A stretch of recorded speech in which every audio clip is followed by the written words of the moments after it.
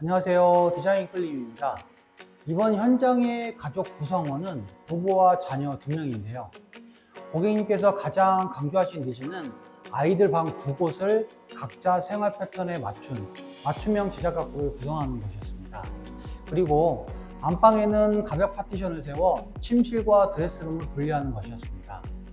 또한 전체적으로 따뜻한 아이보리 톤의 베이스로 깔끔하면서 코지한 분위기를 원하셨고요. 월넛 우드를 활용해 과하지 않고 은은한 포인트를 주고 싶다고 하셨습니다. 과연 어디에 포인트가 숨겨져 있을지 함께 찾아보는 재미도 있을 것 같습니다. 그럼 지금부터 자세히 소개시켜 드리겠습니다. 현관 파티션은 일반적인 직각 형태가 아닌 사선 구조로 설계했습니다. 투웨이 구조에서 욕실문이 정면으로 보이는 불편한 시선을 돌리기 위해서인데요. 사선으로 배치해 자연스럽게 거실로 시선을 유도했습니다. 또한 벽체 측면에 전신 거울을 배치하고 신발장 오픈부에 현관 중문과 동일한 월넛 우드를 적용해 현관부터 은은한 통행감을 주었습니다. 거실 천정의 우드 앤 화이트 컬러 실링팬은 고객님의 요청을 정확히 반영한 부분입니다. 전체적인 인테리어 톤과 자연스럽게 어우러지도록 컬러와 디자인을 선택했고, 팬이 너무 낮게 내려오지 않도록 천장에 원형 목공으로 디테일을 줘서 구조적인 밸런스를 맞췄습니다. 네, 이곳은 안방 발코니입니다. 발코니 같은 경우에 보통은 이제 뒤에 보이는 이런 이제 창고장이 기본적으로 설치가 되는데요. 제가 있는 이 창고장 같은 경우는 뒤쪽으로 셋백되어 있는 게 아니라 앞쪽으로 안방 파티션에 있는 부분과 동일선상으로 유지해서 만들었거든요. 이렇게 만들음으로써 아내가 이렇게 팬트리 공간을 만들 수 있도록 제작을 한번 해보았습니다. 안으로 한번 돌아보시면요. 보통은 안방 발코니 같은 경우 전창으로 만들어져 있는데, 안방에 파티션이 있는 부분을 기준으로 해서 이쪽은 이제 3중 픽스 창을 세팅을 해놓고 이 앞쪽에다가 양계문 도어를 만들어 놨고, 이렇게 해서 이제 시스템 가구들을 이렇게 넣어봤는데요. 이렇게 하니까 공간 부분들도 깔끔해지면서도 문을 열면은 큰 수납장을 만들 수 있게끔 구성을 해본 겁니다. 이런 거 같은 경우는 고객님이 캠핑 용품들이 많다고 하셔서 딱히 놓으실 곳이 없다 보니까 이런 구성을 만들어 보았습니다. 주방은 고객님의 취미가 잘 반영된 공간이에요.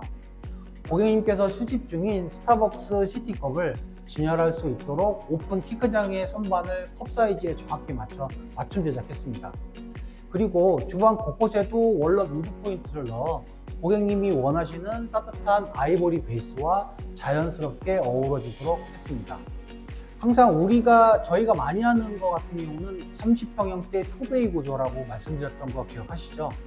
투베이 구조 같은 경우에는 제한된 공간에서 우리가 필요한 모든 것들을 넣어야 되는데요. 특히 이곳 현장 같은 경우는 작지만은 조리할 수 있는 공간을 유지하면서 가전 소물장도 매립을 하고, 또한 홈바 구성을 해서 소가전들을 DP할 수도 있고, 또 DP하는 하부 쪽 같은 경우에는 로봇 청소기 같은 것들을 넣어서 지금 요즘에 많이 쓰고 있는 트렌드한 부분들을 많이 반영을 하였습니다. 이 부분도 꼼꼼히 봐주셨으면 좋겠습니다. 이 부분 같은 경우는 하부에 바닥형 타입의 난방 분배기가 설치되어 있었는데, 그 부분을 이런 식으로 장을 짜서 수납할 수 있는 구조로 만들어 보았습니다. 네, 여기는 현관 입구방입니다. 아드님 방은 고객님이 침대 헤드를 반드시 창가에 두고 싶다는 명확한 요청을 주셨었어요. 그런데 침대 위치를 그렇게 잡으면 방문이 완전히 열리지 않는 문제가 발생했었죠. 그래서 저희는 문 사이즈를 침대 프레임 크기에 맞춰 조정하여서 공간과 동선을 모두 해결했습니다. 가구는 전부 맞춤 제작을 설계했고요. 붙박이장, 책장, 책상, 침대 프레임까지 하나의 일체형으로 디자인을 했습니다. 책상의 모서리는 자녀분의 안전을 고려해 라운드 처리를 했고요. 상부장엔 LED 간접 조명과 별도 스위치를 넣어 사용성과 디자인 모두 충족시켰습니다. 침대 하부에는 개조록과 속옷을 수납할 수 있는 서랍도 설치했습니다. 이 방은 주방 옆방입니다. 이 방은 이제 따님이 사용하시는 방이고요. 따님 방은 수납력과 편의성을 동시에 고민했습니다. 기존에 매립 붙박이장 공간이 있었는데요.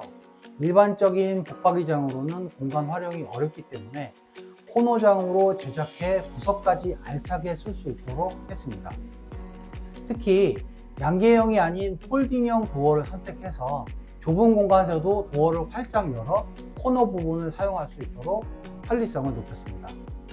고객님께서 화장대 위에 전선이 지저분하다는 말씀도 주셨는데요. 화장대 서랍 내부에 콘센트를 넣어 드라이기나 고데기를 깔끔하고 편리하게 사용할 수 있게 했습니다. 책상과 화장대 모서리는 입구방과 동일하게 라운드 처리로 안전하게 마무리했습니다.